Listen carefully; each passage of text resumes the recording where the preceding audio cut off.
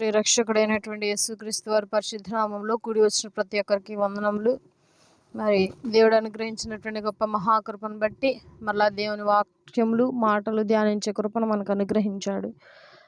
మరి ఈరోజు అంశము బైబిల్లో చాలా చోట్ల మీకు ఈ విషయములు చేస్తే, ఈ కార్యములు చేస్తే మీకు మేలు అని చెప్పి బైబిల్ కొన్ని విషయాల్లో మనకి తెలియజేస్తూ ఉంది. ఏ విషయాలు చేస్తే మనకి మేలు, ఏమి చేయకపోతే మనకి కీడు అనేటువంటిది మనం ఈ మధ్యాహ్న కాలమున తెలుసుకుందాం. దేవుడు బైబిల్లో ముఖ్యంగా మీరు ఈ పని చేస్తే మేలు అని చెప్పి స్పష్టంగా ఒక అధ్యాయంలో మనకు దేవుడు చూపిస్తూ ఉన్నాడు. ఆ అధ్యాయమును చూద్దాం. విలాప వాక్యములు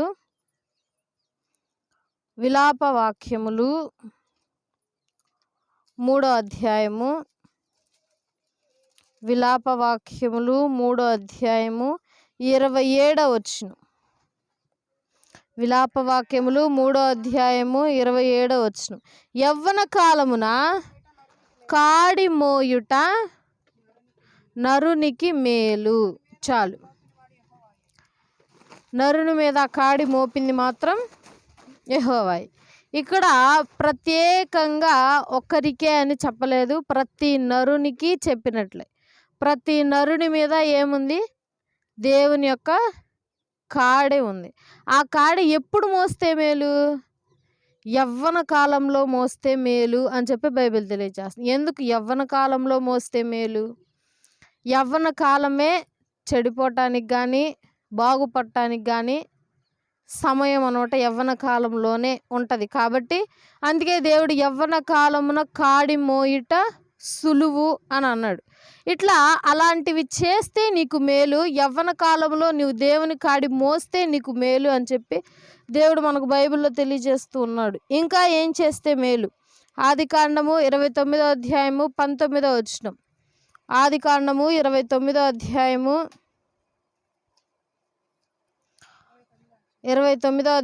19వ వచనం.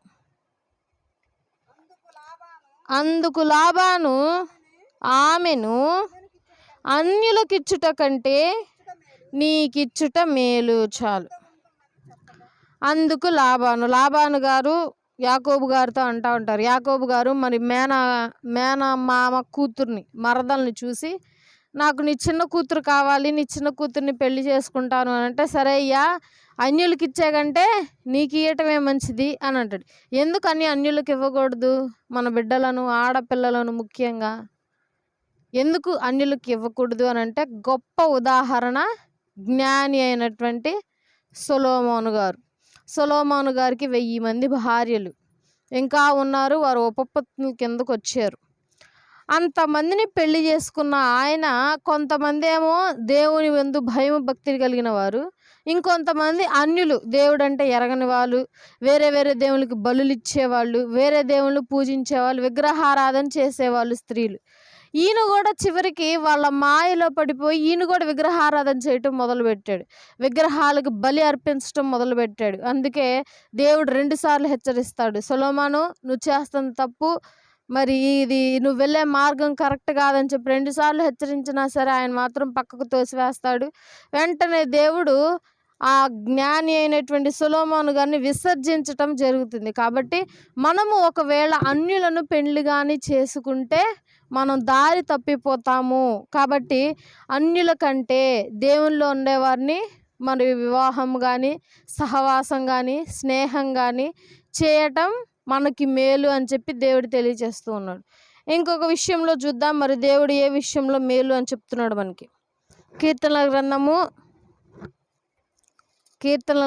95వ అధ్యాయము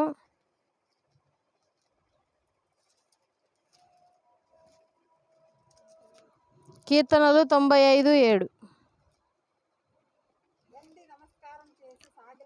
రండి నమస్కారము చేసి సాగిలపడదుము, మనలను సృజించిన యెహోవా సన్నిధిని మోకరించదము.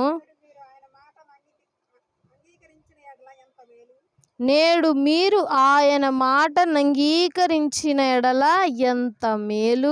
నిన్న మనం ప్రార్థన గురించి తెలుసుకున్నాం. మీరు ఏ విధంగా ప్రార్థన చేస్తే దేవుని దాకా వెళ్తుంది అని. ఇంకో విషయం ఏం తెలియజేస్తున్నాడు, ఆయన మాట వింటే ఎంతో మేలు. ఇక మనం ప్రార్థన చేయక్కర్లేదు, దేవుని యందు అతిభక్తి అవి ఏం చూపించక్కర్లేదు, జస్ట్ మాట వింటే సరిపోతుందంట. ఏం చేయాలి ఆయన మాట? ఆయన మాట అంటే ఏంటి? ఆజ్ఞలు. బైబిల్లో ఉన్నటువంటి ప్రతి ఆజ్ఞను పాటిస్తే ఆ పాటించిన దానికి బహుమానంగా మనకేం జరుగుతుంది? మేలు జరుగుతుంది. యవ్వన కాలంలో కాడి మోయట మేలు, అన్యులకు ఇవ్వకుండా మరి సహవాసంలో భక్తి కలిగిన వారికి పెండ్లికి ఆడపిల్లలను ఇవ్వటం మేలు, దేవుని మాట వినటం మేలు. అందుకే బలులు అర్పించట కంటే మాట వినుట శ్రేష్టము అని అంటాడు దేవుడు. తర్వాత ఇంకో మాట చూసుకుందాం, సామెతలు 3వ అధ్యాయము 14వ వచనం. సామెతలు 3:14.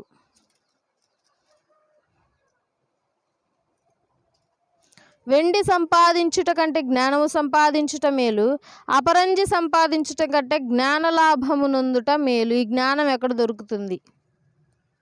చిన్న వయసులోనే రాజుగారు మరి ఇజ్రాయేలీలకు ఒక వ్యక్తి రాజుగా ఏర్పడ్డాక ఆ పిల్లవాడు, అయ్యా ఇంత గొప్ప జన సమూహాన్ని మరి పరిపాలించడానికి నా దగ్గర జ్ఞానం లేదు, కాబట్టి నీవు నాకు జ్ఞానము దయచేసిన ఎడల నేను మంచిగా పరిపాలిస్తాను ఈ యొక్క దేశమును అని అంటాడు. జ్ఞానము ఎవరి దగ్గర ఉంది? దేవుని దగ్గర ఉంది. దేవుని దగ్గర కొదువ ఏమీ లేదు, ఆయన అడిగితే ధారాళముగా దయచేయవాడు అని బైబిల్ సెలవిస్తుంది. మనము లోక జ్ఞానము కలిగినటువంటి వారం మాత్రమే, దైవ జ్ఞానము తక్కువ. కాబట్టి దేవుడు అంటున్నాడు, జ్ఞానమును దయచేయువాడు దేవుడే, ఆ జ్ఞానము నీకు కలిగి ఉంటే అది నీకెంతో మేలు అని చెప్పి బైబిల్ తెలియచేస్తుంది. ఇంకా ఇంకో వచనంలో కూడా చూసుకుందాం మనము, ప్రసంగి 5వ అధ్యాయము 5వ వచనం. ప్రసంగి 5వ అధ్యాయము 5వ వచనంలో చూసినట్లయితే, నీవు మ్రొక్కుకొనిన దానిని చెల్లించుము, నీవు మ్రొక్కుకొని చెల్లింపకుండుట కంటే మ్రొక్కు కొనకయుండుటయే మేలు. ఇంకో విషయం మేలు ఏంటి? నువ్వు మ్రొక్కు చెల్లించుకుంటానని దేవుని దగ్గర ప్రార్థించటం ఒక ఎత్తు అయితే, దాన్ని చేయాలి, చేస్తే లేకపోతే మొక్కుకోకుండా ఉండటమే మంచిది అని చెప్పి దేవుడు తెలియజేస్తుంది. ఎందుకు? ఒక మాట ఉంటుంది అన్నమాట, తండ్రి కుమారుడి దగ్గరికి వెళ్ళి, అయ్యా మరి ద్రాక్ష తోటలకు పనికి వెళ్ళరా అయ్యా అని అంటాడు. కుమారుడు అంటాడు, నేను వెళ్ళను అంటాడు. వెళ్ళయ్యా కాస్త అని చెప్పి తండ్రి నచ్చ చెప్తే సరే వెళ్తానని చెప్పి వెళ్తాడు. చిన్న కుమారుడి దగ్గరికి వెళ్తాడు, వెళ్ళి అయ్యా ద్రాక్ష తోట దగ్గరికి వెళ్ళరా అయ్యా అని అంటాడు. ఆ చిన్న కుమారుడు ఏమంటాడు? నేను వెళ్తానయ్యా అని అంటాడు. సరేనయ్యా. 2 రోజులైద్ది, 3 రోజులైద్ది, మర్చిపోతాడు. దాన్ని పెడచెవి పెట్టేస్తాడు, వదిలేస్తాడు. అప్పుడు వారిద్దరిలో దేవుడికి ఎవరంటే ఇష్టం? వెళ్తాను అని చెప్పి వెళ్ళను అన్నాడు చూసారా? అంటే వెళ్తానని చెప్పి మర్చిపోయిన వాడికంటే నేను వెళ్ళను అని చెప్పి మొహం మీద చెప్పేవాడే దేవునికి ఇష్టం అంట. నేను వెళ్ళను అని చెప్పి వెళ్ళేవాడంటేనే దేవునికి ఇష్టం అంట. కానీ మనము నేను భక్తిలోనే ఉంటాను, దేవుల్లోనే ఉంటాను, ఖచ్చితంగా పరలోకానికి వెళ్ళిపోతాను అని చెప్తాం, కానీ ఆడదాకా వెళ్ళము, అంత కూడా ఉండదు మనలో. కొంతమంది పాస్టర్లు గమనించారు, నేను పరలోకానికి వెళ్తాను, మీరు వెళ్తారా అని అంటాడు. అసలు మళ్ళీ వెరైటీగా ఎట్ట వెళ్తాడు పరలోకానికి? ఎన్ని ఉంటాయి ఆయనలో లోపాలు, ఎన్ని పాపం చేసి ఉంటాడు, ఎన్ని చేసి ఉంటాడు ఆయన, వెళ్ళిపోతాడు ఆయన పరలోకానికి? ఆయన చూసి కొంతమంది చేయిస్తారట. మళ్ళీ చాలా చోట్ల గమనించాను అనమాట. మానవుడు పరలోకానికి వెళ్ళటం అంటే పెద్ద సాహసం అనమాట అది. ఎందుకు అంటే అది ఇరుకైన దారి, అందరూ పట్టరు, ఎవరు పడితే నేను వెళ్ళిపోతానంటే వెళ్ళిపోతాను ఆ పరలోకానికి, నాకు వెళ్ళాలని ఉంది కానీ వెళ్తానా? నాలో కూడా లోపాలు ఉన్నాయి, నేను సరిదిద్దుకుంటేనే నేను వెళ్ళగలను. కాబట్టి ఇక్కడ బైబిల్ తెలియచేస్తుంది ఏంటంటే, నువ్వేదైనా మొక్కుకున్నావు అనుకో, సపోజ్ ఎగ్జాంపుల్గా నాకు ఈ కార్యం జరిగితే నేను ఈ పని చేస్తాను దేవునికి, నేను ఈ కార్యం జరిగిస్తాను దేవునికి అని అనుకుంటే నువ్వు ఖచ్చితంగా దాన్ని జరిగించాల్సిందే. లేదు నువ్వు చేయలేవు అనుకున్నావు అనుకో, అసలు ఆ మాటే అనకూడదు, అసలు చేస్తానన్న మాటే రాకూడదు. చేస్తాను అని చెప్పి చేయకుండా ఉండటం కంటే అసలు చేస్తానన్న మాటే నీ నోటి నుండి రాకుండా ఉంటే అది మేలు అని చెప్పి దేవుడు తెలియజేస్తున్నాడు. ఒకవేళ చెయ్యకపోతే ఏమైద్ది? బైబిల్లో ఉంది. ఇప్పుడు ఒక సపోజ్ ఎగ్జాంపుల్గా, అయ్యా నాకు ఈ కార్యం జరిగితే నేను 10వ భాగాన్ని ఇస్తానంటావు. 10వ భాగం. ఇప్పుడు ఆ కార్యం జరిగింది, ఆ పని నువ్వు 10వ భాగం ఇవ్వలేదు. ఇవ్వబుద్ధి కాలేదో, మర్చిపోయావో, ఏదో ఒకటి జరిగింది, దశమ భాగం ఇలా దేవుడు కోపం వచ్చింది. దేవుడు ఏమన్నా అడిగాడా? అమ్మ నీకు ఈ కార్యం చేస్తే నేను దశమ భాగం నాకు కొద్దిగా ఇయ్యమ్మని దేవుడు ఏమన్నా అడిగాడా? అడగల. నేనే ఇస్తాను అని చెప్పి నువ్వే అన్నావు కాబట్టి నువ్వే తీర్చాలి ఖచ్చితంగా. ఒకవేళ తీర్చకపోతే నీ దశమ భాగం కాస్త అధికమయ్యి రెట్టింపు నీ దగ్గర నుండి దేవుడే తీసుకుంటాడు బలవంతంగా. అందుకే మొక్కుకునేది చేయటం మేలు, లేదు చేయలేను అనే పరిస్థితిలో ఉంటే అసలు మొక్కుకోవటమే మంచిది, మొక్కుకోకుండా ఉండటమే మేలు అని చెప్పి బైబిల్ తెలియజేస్తుంది. కొంతమంది భక్తులు బైబిల్లో కొన్ని విషయాలు మొక్కుకొని ఉన్నారు. అవి ఏవే విషయాలో చూసుకుందాం ఒకసారి. మరి బైబిల్లో 1 సమూయేలు గ్రంథము 1వ అధ్యాయము 10-11 వచనములు. 1 సమూయేలు గ్రంథము 1వ అధ్యాయము 10-11 వచనంలో చూసినట్లయితే ఇక్కడ మనకి 1వ అధ్యాయం బహుదుఃఖాక్రాంతురాలై వచ్చి యెహోవా సన్నిధిని ప్రార్థన చేయుచు బహుగా ఏడ్చుచు, సైన్యములకు అధిపతియగు యెహోవా, నీ సేవకురాలనైన నాకు కలిగి ఉన్న శ్రమను చూచి నీ సేవకురాలనైన నన్ను మరువక జ్ఞాపకము చేసుకొని నీ సేవకురాలైన నాకు మగ పిల్లవాని దయచేసిన ఎడల వాని తల మీదకి క్షౌరపు కత్తి ఎన్నటికి రానియక వాడు బ్రతుకు దినములన్నిటను నేను వానిని యెహోవానగు నీకు అప్పగింతునని మొక్కుబడి చేసుకొనెను. ఇక్కడ చాలు. హన్నా పెనిన్నా అనేటువంటి ఇద్దరు వ్యక్తులకి ఒకే భర్త.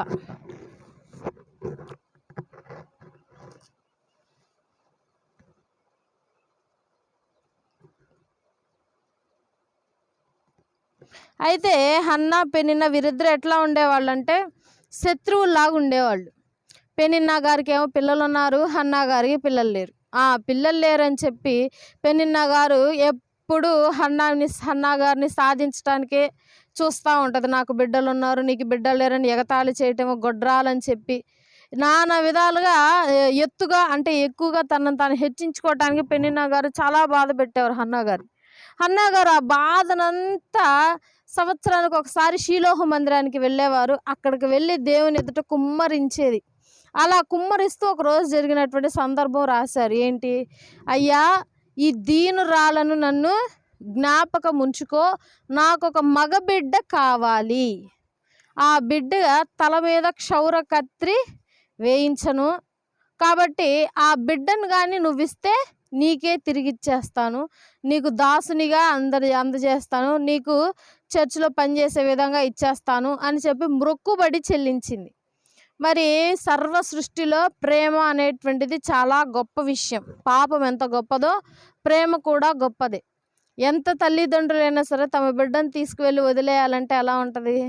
అసలు మనసు రాదు. ఫస్ట్ కొంచెం సేపు మన చుట్టాల దగ్గరే వదలబుద్ధి కాదనమాట మన పిల్లల్ని. కానీ ఈ తల్లి బిడ్డ ఇచ్చాడు, బిడ్డని తీసుకున్నాను అని చెప్పి వెంటనే దేవుడు చేసిన అద్భుత కార్యాన్ని మనసులో ఉంచుకొని బిడ్డని ఇచ్చేస్తాను అని మొక్కుకుందో ఇచ్చేసింది. ఒకవేళ ఈగుండుంటే ఒకవేళ మనం ఆలోచిద్దాం, ఇచ్చింది ఒకవేళ ఇయ్యకుండా ఉంటే ఆ బిడ్డని దేవుడే తీసేసుకునేవాడు. ఎట్లా తీసుకునేవాడు? చంపేసి ఉండేవాడు. అదే జరిగేది కదా. మరి దేవుని కోపం కదా. దేవుడు ఏమన్నా అడిగాడా? అయ్యా నువ్వు నాకు బిడ్డనియ్యి, నేను నీకు బిడ్డనిస్తాను, వెంటనే నాకు తిరిగి ఇచ్చే అని అడిగాడా దేవుడు? అడగల. ఈమెం అడగాల? అయ్యా నాకు మగబిడ్డ కావాలని అడగాల. నువ్వు నాకు ఇయ్యి, నేను తిరిగి ఇస్తానని అందా ఆమె కదా. ఆమె నాళ్ళు మరి బిడ్డ లేకుండా బ్రతికింది, లేక పుట్టిన బిడ్డ. మళ్ళీ తర్వాత ఇంకా 6 పుడతారు. అది ఎందుకు 6 పుట్టారు? ఈమె మొక్కుబడి చెల్లించింది కాబట్టి ఆమెకు మేలు జరిగింది, లేకపోతే జరిగేదా? కాబట్టి మానవుడు ప్రతి దానికి ఒకటి మేలు అంటే ఒక మొక్కుబడి చెల్లించుకుంటాడు. అయ్యా ఈ కార్యం జరిగితే ఈ పని చేస్తాను, ఈ కార్యం జరిగితే ఇక్కడ నుండి బైబిల్ చదువుతాను, ఈ కార్యం జరిగితే ఇక్కడ నుంచి ప్రార్థన చేస్తూనే ఉంటాను, ఈ కార్యం జరిగితే శనివారం సోమవారం ఇలా ఉపవాసం ఉండి ప్రార్థన చేస్తానయ్యా అని అంటారు. కానీ ఆ కార్యం జరిగాక అందరూ మర్చిపోతున్నారు. కాబట్టి దేవుడు అంటున్నాడు, మ్రొక్కుబడి చెయ్యలేనప్పుడు మ్రొక్కు కొనుట అనవసరం, అసలు మ్రొక్కు కొనవద్దే వద్దు, అదే మీకు మేలు అని చెప్పి దేవుడు అంటున్నాడు. ఇంకా కొంతమంది మ్రొక్కుకున్నారు. ఏ ఏ విషయాల్లో మ్రొక్కుకున్నారు? న్యాయాధిపతులు 11వ అధ్యాయము 30-31 వచనంలో, న్యాయాధిపతుల గ్రంథము 11వ అధ్యాయం 30-31 వచనంలో చెప్పేస్తాను, చూసుకోండి తర్వాత వచనాలు. యెఫ్తా గారి కుమార్తె, అయ్యా మరి నేను శత్రువులను జయించి తిరిగి వచ్చేటప్పుడు నా ఇంటి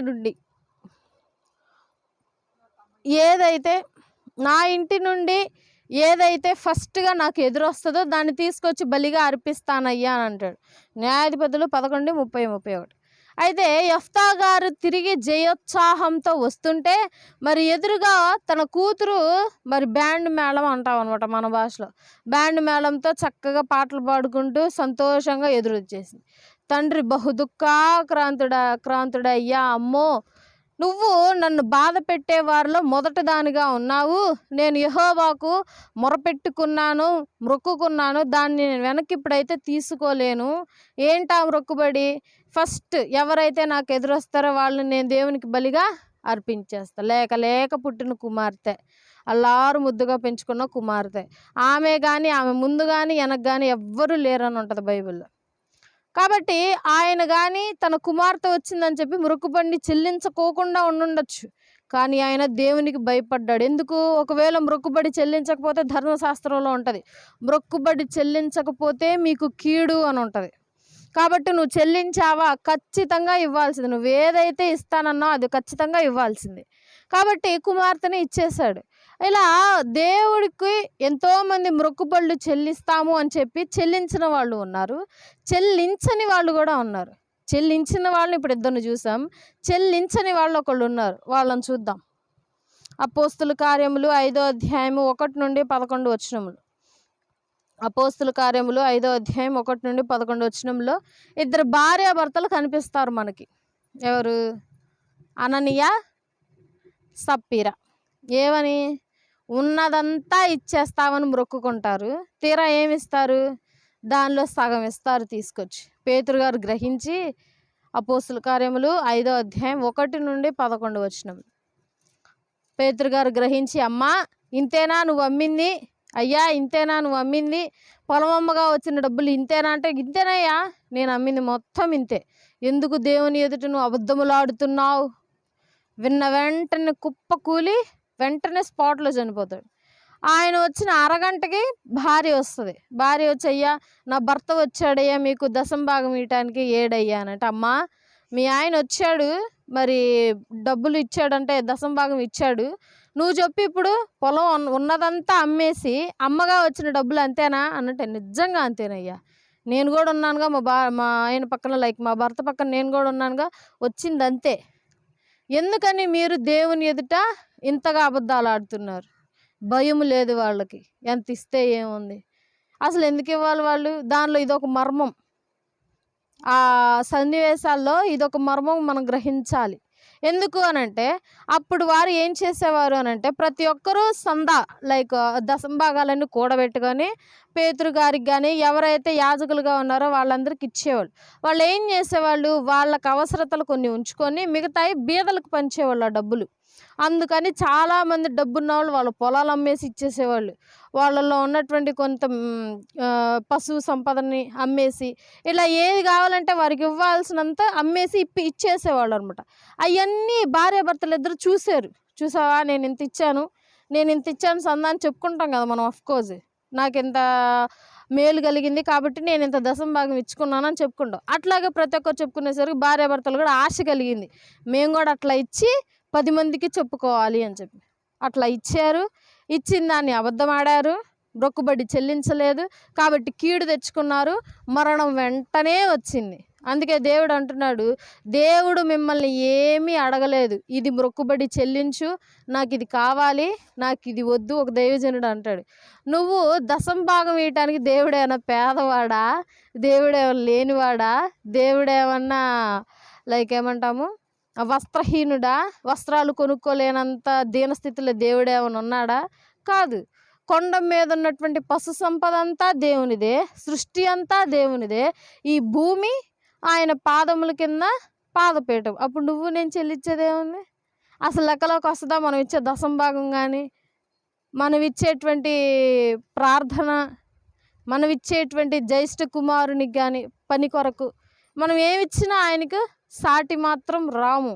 అందుకే దేవుడు అంటున్నాడు, నాకు నీ నుండి ఏమీ వద్దు, నా మాట విను, నీ హృదయాన్ని నాకు ఇవ్వు, నీ హృదయంలో నన్ను మాత్రమే ఉండనివ్వు, చాలు. నీ నుండి ఆయనకి ఏమీ వద్దు, నీకేం కావాలో చెప్పు, నేను ఇస్తా. కానీ మనం ఏం చేస్తున్నాము అని అంటే, నేను మొక్కుబళ్ళు చెల్లిస్తా, నేను ఆ విషయం చేస్తా నీ కొరకు, నేను ఇంత కార్యములు చేస్తా నీ కొరకు, ఏమీ దేవుడు అడగట్లేదు. లేదు, నీవు చేస్తావు అని మాట ఇచ్చావా, మాట ప్రకారం నువ్వు జరిగించాల్సిందే. జరిగించలేని స్థితిలో ఉన్నప్పుడు నువ్వు తెలుసు కదా, జరిగించలేనని స్థితిలో నీవు ఎరిగి ఉన్నావని నీకు తెలుసు కదా, అట్లాంటప్పుడు ఆ మాటలు నీకు రాకూడదు. మొక్కుబడి చెల్లిస్తానన్న మాట నీకు రాకూడదు. మొక్కుబడి చెల్లించకుండా ఉండటమే మేలు అని చెప్పి బైబిల్ చాలా స్పష్టంగా తెలియచేస్తుంది. దేవుడు ఎన్నో కార్యములు మన జీవితంలో చెల్లిస్తూ ఉంటాడు. మనం మొక్కుబడులు చెల్లిస్తాము, దేవుడు కృతజ్ఞతలు చెల్లిస్తూ ఉంటాము. దేవుడు కొంతమంది భక్తులకి వెంటనే ఇస్తూ ఉంటాడు అన్నమాట సమాధానం. అయ్యా ఈ అవసరత కావాలి, వెంటనే ఆ యొక్క అవసరత తీరిపోయేది, వెంటనే వారు కృతజ్ఞత కలిగి ఉంటున్నారు.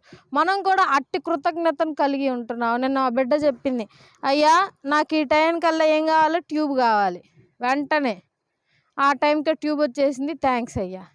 అసలు ఆ బిడ్డ వెరైటీగా ఏ టైంకి కావాలి మీకు ట్యూబు అని అడిగింది. అది విశ్వాసం అంటే. విశ్వాసం అంటే అది. మనము నాకు ఇప్పుడు సపోజ్ ఆరోగ్యం కావాలి, ఎప్పటికి కావాలి అని ఎవరన్నా అడుగుతారా? అడగరు. ఎందుకు అనంటే మనకు విశ్వాసం కొదువ, మనకు విశ్వాసం తక్కువ. దేని మీద విశ్వాసం ఉంటుందంటే మనం వేసుకునే ట్యాబ్లెట్స్ మీద ఉంటుంది విశ్వాసం, మనం ప్రార్థన చేయటంలో ఉండదు విశ్వాసం. మనకు తలనొప్పి వస్తే రాసుకునే జెండు బాంలో ఉంటుంది విశ్వాసం, కానీ ప్రార్థనలో ఉండదు విశ్వాసం. మనం డ్రైవింగ్ చేసేటప్పుడు డ్రైవింగ్ మనం కంట్రోల్లో మనం ఎట్లా నడుపుతున్నామో, మనం ఏ విధంగా నడిపితే ఆ విధంగా క్షేమంగా వెళ్ళి క్షేమంగా వస్తాం. ర్యాష్గా డ్రైవ్ చేస్తే మనమే పోతాం అన్న దాంట్లో ఉంటుంది. కానీ విశ్వాసం, దేవునికి ప్రార్థన చేద్దాం, దేవుడే తీసుకెళ్ళి దేవుడే తీసుకొస్తాడు, ఆ వాటి మీద ఉండదు మళ్ళీ విశ్వాసం. మంచి ఆహారం తీసుకుంటాం, మంచి ఆరోగ్యం కావాలి అని అంటే మంచి ఆహారం తీసుకోవాలి, కానీ మనం తినే ఆహారంలోనే ఉంటుందంతా. కాబట్టి దీనిలోనే చూడాలి విశ్వాసం అనుకుంటాం. కానీ దేవుడే మనకి ఇచ్చాడే ఈ ఆహారం, దేవుడు మనకి ఇంత బ్రతుకునిచ్చాడు, మంచి కాళ్ళు చేతులను ఇచ్చాడు, ఆహారము ఆరోగ్యాన్ని ఇచ్చాడు, ఉండటానికి ఇల్లు ఇచ్చాడు, మంచి జీవితాన్ని ఇచ్చాడు, బిడ్డల్ని ఇచ్చాడు, రక్త సంబంధికులను ఇచ్చాడు, ఇరుగు పొరుగు వారిని ఇచ్చాడు. ఇవేమీ ఆలోచించము, దేవుని మీద తప్పితే మనం అందరి మీద పెట్టుకుంటాం విశ్వాసం. అందుకే దేవుడు అంటున్నాడు, విశ్వాసమునకు కర్త ఆయన ఒక్కడే, నమ్మదగిన వాడు ఆయన. మనం ఈ భూలోకంలో ఎవరిని నమ్మలేం, కొంతవరకే, కొంతకాలం వరకే నమ్మగలం. ఎందుకంటే మనుషుల ఆలోచనలు ఊరికే మారిపోతూ ఉంటాయి, కానీ ఆయన ఆలోచనలు, ఆయన ఇచ్చిన మాట మాత్రం తప్పదు, పొల్లైనను కూడా తప్పదని చెప్పి బైబిల్ తెలియజేస్తుంది. కనుక దేవుడి మాటలు మన హృదయంలో భద్రపరచాలని మనవి చేస్తూ, చిన్న మాటలు మన హృదయంలో, మన వినికిడిలో దేవుడు దీవించి ఆశీర్వదించి బలపరచును గాక. ఆమేన్. అందరి తలల నుంచి కళ్ళు మూసుకున్నట్లయితే ప్రార్థన చేసుకో. నిన్నటి వరకు మీరు ఎక్కడ కాపుదల్లో భద్రపరిచి మా జీవితంలో ఇంకొక రోజును అనుగ్రహించారు, వందనములు నాయన. నా తండ్రి ప్రభు, ఈరోజు జరిగినటువంటి కూడికలు ఆది నుండి అంతవరకు అధ్యక్షత వహించారు, వందనాలు తండ్రి. అయా ప్రభు, మాకు వినిపింపజేసినటువంటి తండ్రి ప్రభు కొన్ని వాక్యములు, మాటములు నా తండ్రి మా హృదయంలో భద్రపరచండి నా తండ్రి. మేము వాటిని జీవితాంతం నెమరు వేసుకొని నేను స్తుతించి గణపరచుటకు సహాయం చేయండి.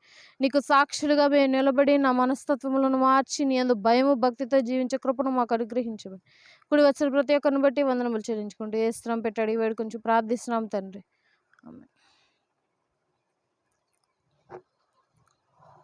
కుమారుడైన యేసుక్రీస్తు ప్రభు కృపయు పరిశుద్ధాత్మని సహవాసము మనందరికీ ఎల్లప్పుడూ తోడై నడిపించును గాక. ఆమేన్. మరికి వందనాలు.